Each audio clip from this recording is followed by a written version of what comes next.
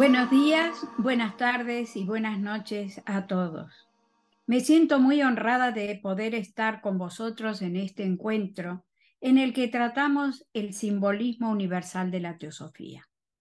Este acercamiento a los símbolos me ha interesado mucho, ya que en estos últimos años he visto que ha renacido el interés general por la simbología y que en algunos ámbitos universitarios en España ya está siendo abordado como una ciencia. Voy a compartir pantalla. El símbolo es la entrada secreta por la cual las energías inagotables del cosmos se vierten a través de ellos. Para comenzar es indispensable definir etimológicamente el sentido profundo de la palabra símbolo, porque nos acercará a comprender el proceso interno que nos lleva al éxtasis de descubrir su esencia y su poder transformador. La palabra símbolo proviene del griego símbolon, que significa signo de reconocimiento o reunión, y de el latín symbolum, que significa juntar, reunir, unir. Vamos a tomar un ejemplo en una hoja de papel. En esta imagen vemos una hoja entera que simbolizaría la unidad primordial, el uno sin segundo, la realidad universal. Cuando la hoja de papel se rompe en dos o en más partes, simbolizaría la manifestación de la unidad en la multiplicidad, en la que se produce una aparente separación, ya que cada parte guarda los mismos elementos primigenios de la unidad. Esta otra imagen simbolizaría, como una hoja entera nuevamente, simbolizaría la unión autoconsciente de lo que está aparentemente separado. Ha pasado por un proceso de reparación en el que finalmente se produce la reunión, el retorno a la unidad.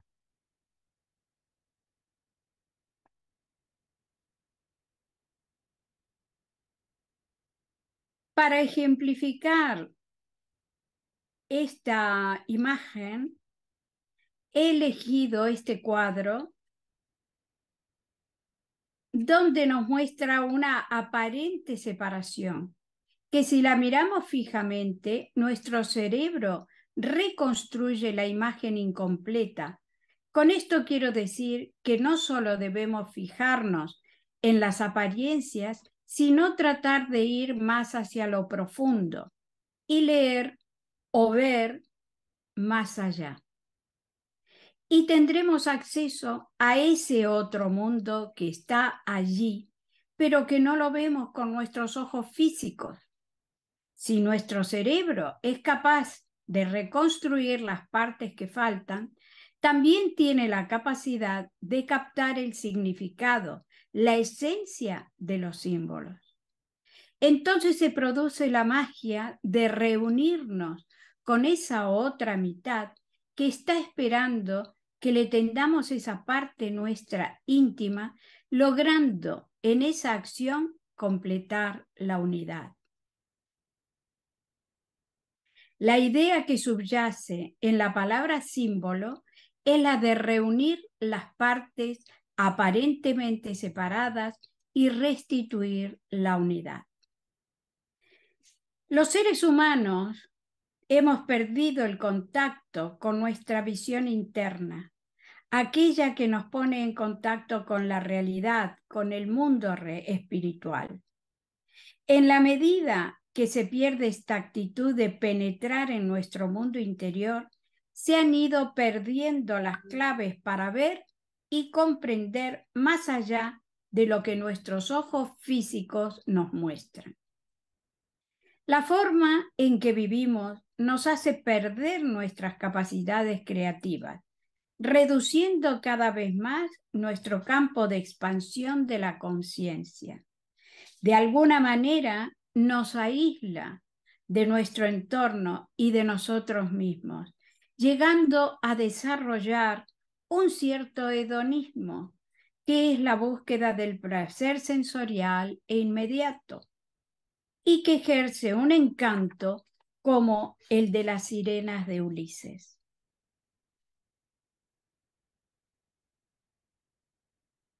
Por lo tanto, nuestra visión cotidiana es como nos muestra en esta imagen y se aproxima a lo que vemos aquí en este cuadro de René Magritte, Los amantes de 1928, que ejemplifica bastante bien esta actitud, en la que vemos poco más allá de lo que son nuestros intereses personales, encerrados en nuestro pequeño mundo. Y cuando salimos de nuestro pequeño mundo, tendemos habitualmente a la visión turística, que miramos sin ver. A veces hay algo que nos deslumbra, como por ejemplo la hermosa ciudad de Venecia, a la que le sacamos unas fotos para mostrarla a nuestros amigos. Y hasta allí llega nuestro interés.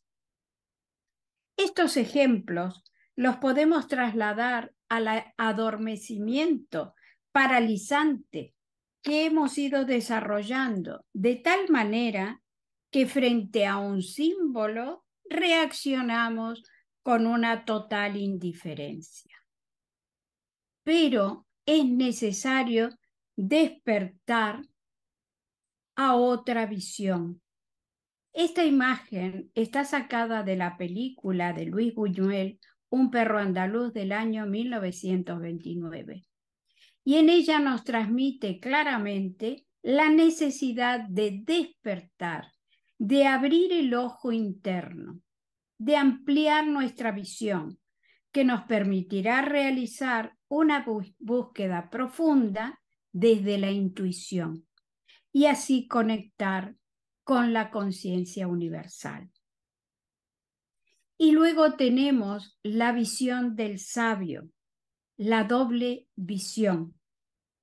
En esta otra imagen podemos ver una pintura de Cangie que vivió aproximadamente en el año 2650 a.C., en China, al que se le atribuye la invención de la escritura china y cuya leyenda dice sobre él que sus 4 ojos son capaces de penetrar en las profundidades de los misterios más profundos para descubrir la verdad. La realidad que aparece a los ojos del hombre exterior no es la misma que la que contempla aquel que tiene abiertos sus sentidos interiores. Esta es la imagen simbólica del sabio que conoce los 2 niveles, la realidad externa y la oculta.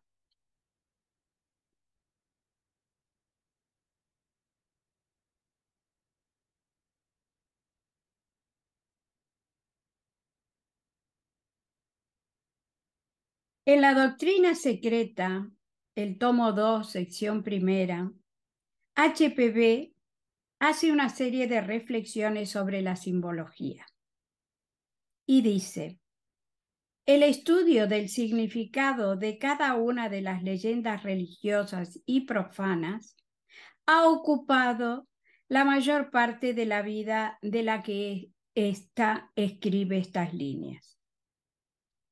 Las infatigables investigaciones de los mitólogos han hecho ver a todas las personas libres de prejuicios y, por supuesto, a los ocultistas que sin el auxilio de la simbología, con sus 7 divisiones por completo desconocidas por los modernos, ninguna escritura sagrada antigua puede ser comprendida correctamente. La simbología debe ser estudiada en cada uno de sus aspectos. En una palabra, ningún papiro egipcio, ni una cerámica india, ninguna tablilla asiria, ni ningún manuscrito hebreo debe leerse y aceptarse literalmente. Ella sigue diciendo, la historia religiosa y esotérica de todas las naciones se encontraba embebida en símbolos. Nunca fue literalmente expresada en muchas palabras. Todos los pensamientos y emociones, toda la instrucción y conocimientos revelados y adquiridos en las primeras razas tenían su expresión pictórica en la alegoría y en la parábola. Nunca se permitió a ningún estudiante recitar narraciones de hechos históricos, religiosos ni reales, con palabras que claramente lo determinasen, para evitar que los poderes relacionados con tales sucesos pudieran ser atraídos nuevamente. Tales acontecimientos se narraban tan solo durante la iniciación y todos los estudiantes tenían que registrarlos en símbolos correspondientes, sacados de su propia mente y examinados después por su maestro antes de ser definitivamente aceptados. Así, paulatinamente fue creado el alfabeto chino, del mismo modo que poco antes de este habían sido determinados los símbolos hieráticos jeroglíficos de Egipto.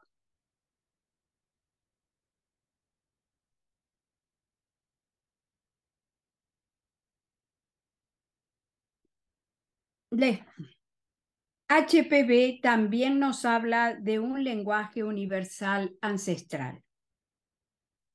La explicación de los principales símbolos y emblemas sería excesivamente difícil de comprender sin un conocimiento preparatorio, al menos de los símbolos metafísicos.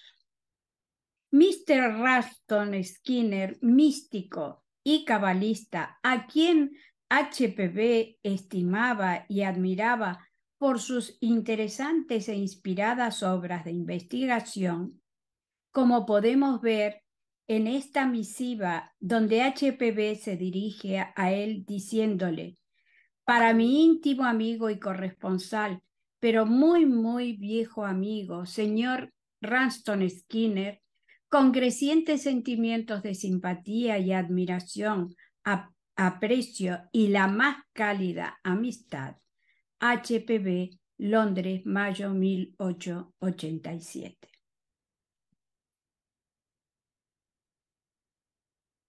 Él dice en su libro La clave del misterio hebreo egipcio en el origen de las medidas, dice lo siguiente. El que esto escribe está completamente seguro de que hubo un antiguo lenguaje que se ha perdido para los tiempos modernos hasta la época presente, pero cuyos vestigios, sin embargo, existen en abundancia. La particularidad de este lenguaje era que podía estar contenido dentro de otro, de un modo oculto, y que no podía ser percibido sino con la ayuda de ciertas instrucciones especiales. Letras y signos silábicos poseían al mismo tiempo los poderes o significados de los números, de las figuras geométricas, las pinturas o la ideografía y símbolos cuyo objeto dibujado era expresamente auxiliado por parábolas en forma de narraciones o porciones de narraciones, y a la vez podían ser expuestos separados independientemente de varios modos, por medio de pinturas en trabajos de piedra o en construcciones de tierra. Un lenguaje y un sistema de ciencias comunicados a la primera humanidad por una humanidad más avanzada, tan elevada que fuese divina a los ojos de aquella humanidad infantil, en una palabra, por una humanidad de otras esferas. ¿Quién osará afirmar que los egos divinos de nuestra humanidad, al menos los elegidos de entre las multitudes que pasan a otras esferas, no se convertirán a su vez en los instructores divinos de nuestra nueva humanidad por ellos generada, en un nuevo globo llamado a la vida y a la actividad por los principios desencarnados de nuestra tierra? Todo esto puede haber sido una experiencia del pasado, y estos extraños anales yacen embebidos en el lenguaje del misterio de las edades prehistóricas, el lenguaje ahora llamado simbolismo. Las enseñanzas primitivas fueron orales y aquello que se escuchó se expresó en símbolos, y esos símbolos se volcaron en un lenguaje sagrado, un lenguaje del que no hay registro y es desconocido para los lingüistas, que es el censar. El censar es una lengua secreta sacerdotal. Lo dictaron los hijos de la luz en Asia Central en los comienzos de nuestra quinta raza, pues hubo un tiempo en que este lenguaje era conocido por los iniciados de todas las naciones. Los antepasados de los toltecas lo comprendían lo mismo que los habitantes de la perdida Atlántida, que a su vez lo habían heredado de los sabios de la tercera raza, los manushis, quienes lo aprendieron directamente de los devas de las razas primera y segunda. El símbolo es el único medio de expresar lo que no puede ser percibido por los sentidos. En la doctrina secreta, el tomo quinto, sexta sección, dice: del antiguo libro del Xian se derivan todos los libros sagrados de las diferentes religiones.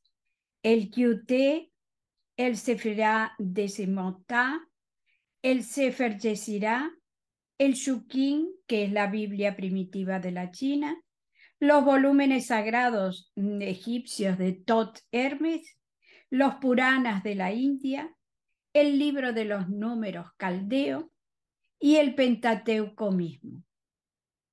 Para estudiar el ocultismo teórico, hay varias obras de provechosa lectura, además de los libros tales como Las fuerzas sutiles de la naturaleza, el Zohar, el Sefer Yesirat, el libro de Enoch, la Cábala de Frank. Muchos son las obras para los estudiantes adelantados, mas solo pueden ponerse a disposición de discípulos juramentados o chelas que han contraído el solemne compromiso que les da derecho a protección y ayuda. Todas las cosmogonías, sin excepción, se basan, entrelazan e íntimamente se relacionan con los números y figuras geométricas. Para mayor provecho de la humanidad, han de revelarse tales verdades poco a poco y con muchas precauciones, pues la mente pública no está aún preparada para ellas. He puesto unas imágenes de lenguas antiguas, como por ejemplo el telugu, el sánscrito, el arameo y el hebreo. Ahora tenemos métodos de transmisión. Las disciplinas de iniciación en los conocimientos profundos varían de escuela en escuela, así como el énfasis que se pone en ellas. Depende si el maestro enseña por medio de imágenes o utilizando el procedimiento oral. El método epóptico es el que penetra en los misterios por medio de las imágenes. El método mistagógico, por medio de diálogos a través de los cuales se transmiten los misterios. Las escuelas griegas mezclaban el método mistagógico con el epóptico. El poder del antiguo método epóptico lo podemos ver en el libro de Siam, de donde HPB sacó la inspiración para interpretarlo y volcarlo en su libro La Doctrina Secreta. Se dice que además de ser un libro sin textos, poseía la peculiaridad de tener un magnetismo que con solo mirar las imágenes se podía tener acceso a un estado de conciencia de orden muy profundo. Los símbolos pueden prescindir de los mecanismos pensantes del cerebro para actuar directamente sobre el alma. Así es como funcionan algunas formas de arte, tendiendo puentes entre la conciencia física y la suprafísica. Ahora vamos a explicar el proceso de unión con el símbolo.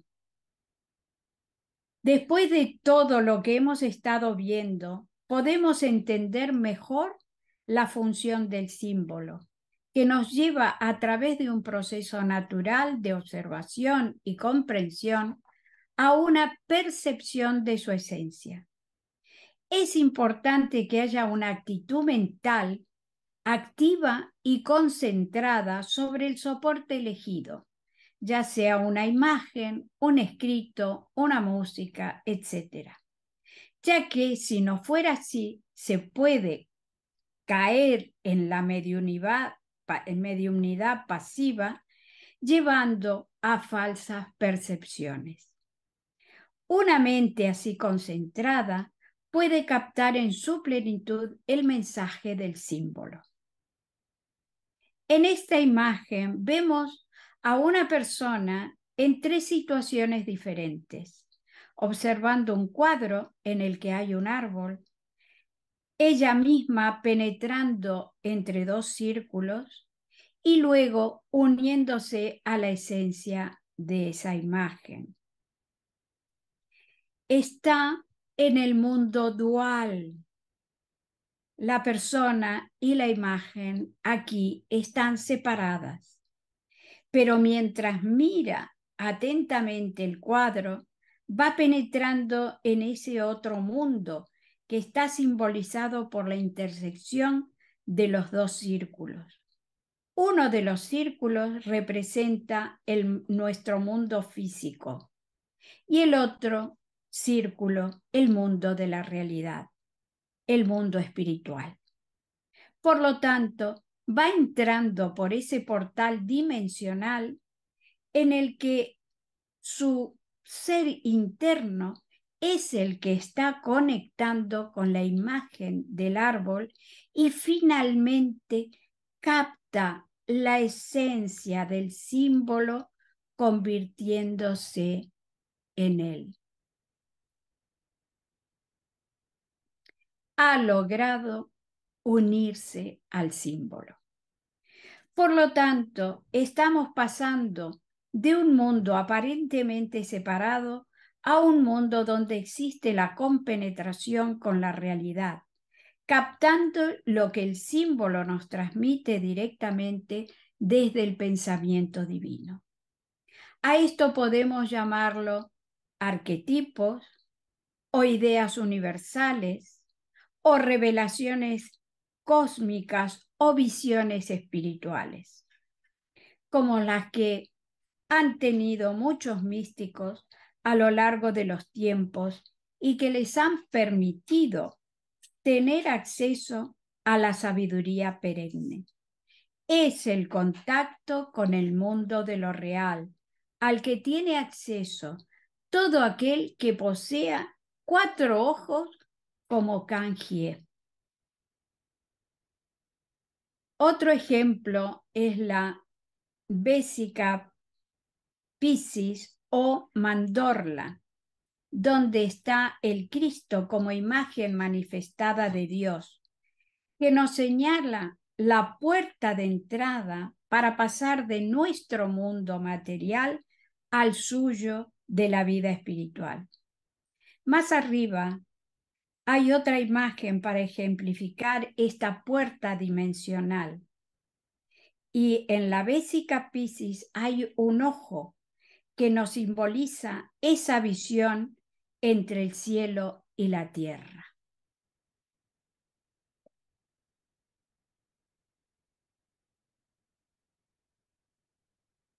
Tener acceso al mundo de lo real o al mundo de la unidad de vida para poder percibir la verdad requiere de esfuerzo y dedicación. ¿Durante cuánto tiempo?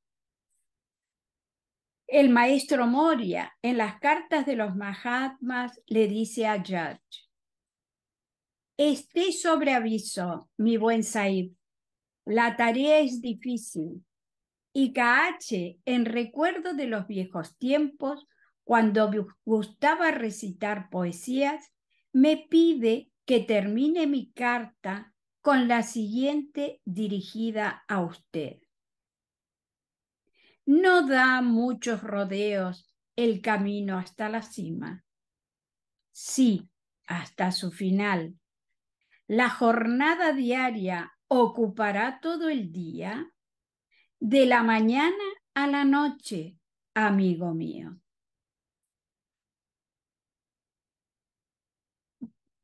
He elegido 2 imágenes que nos pueden acercar a los estados de conciencia de percepción que acompañan al enfrentar el símbolo. Aquí tenemos esta en Paseando por el Sendero de la Montaña de Ma Yuan, del año 1200.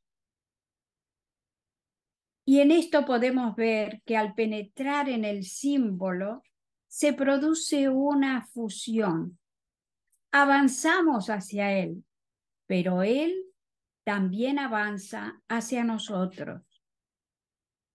En esta otra imagen, el caminante sobre el mar de nubes de Caspar David Friedrich del año 1818 nos insinúa que debemos elevarnos a un nivel de conciencia superior para tener acceso a una visión más amplia y real.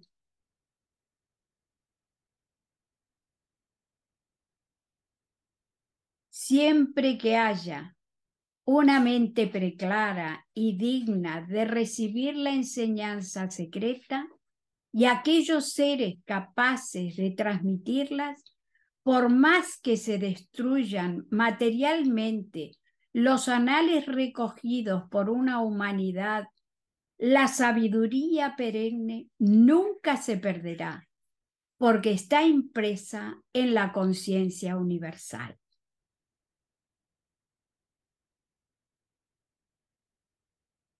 Penetrar en un símbolo es una epifanía y a la vez una transformación. Es el encuentro del cielo y de la tierra. Muchas gracias por vuestra atención.